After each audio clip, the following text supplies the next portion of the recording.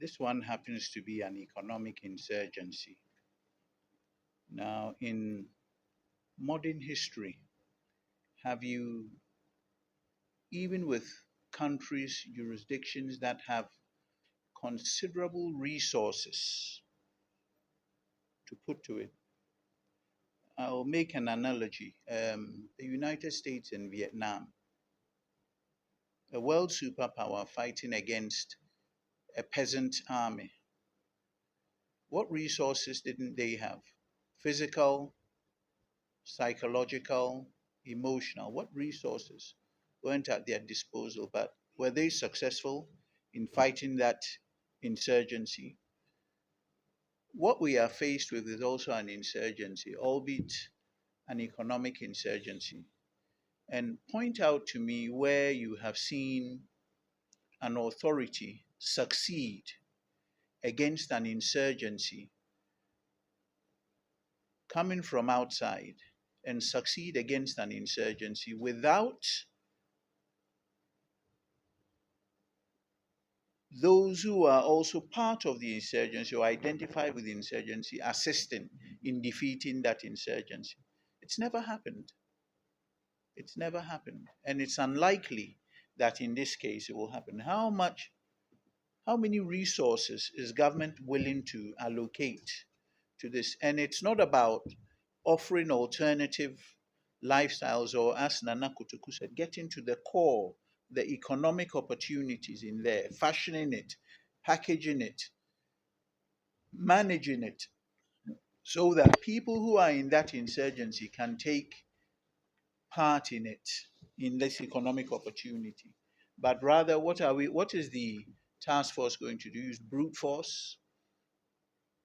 It looks like that's the only tool that they have. They are just going to pursue people.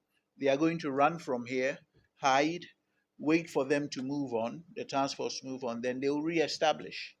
So if we know all of these things, what is it that stops us from going back to the table, pulling in all the actors and saying, how can we best stop this thing? Because it's unlikely that we're going to be able to stop it with brute force, with threats, with arrests, with beatings, and all of that sort of thing. It's not going to work. It's unlikely. And if it does work, you alienate. The cost is that you alienate, perhaps for life, that sector of the community. So is that the price you want to pay? That you want to succeed? Yes, we need to protect our water. We need to protect our land, our resources.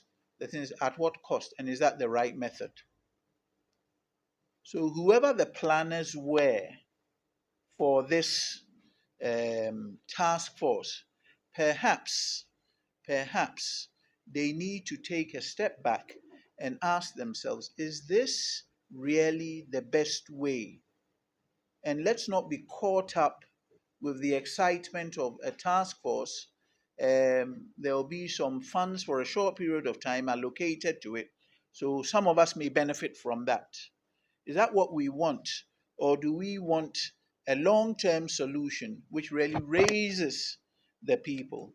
So the choice is with government. The answer to this problem lies at government's gate. And in that answer lies all of us, our fate. So is this the best method? Is it an effective method? What is the likelihood that it will work and not alienate parts of the community as well? People need to take a step back. The planners really need to take a step back and look for better methods, look for a better solution.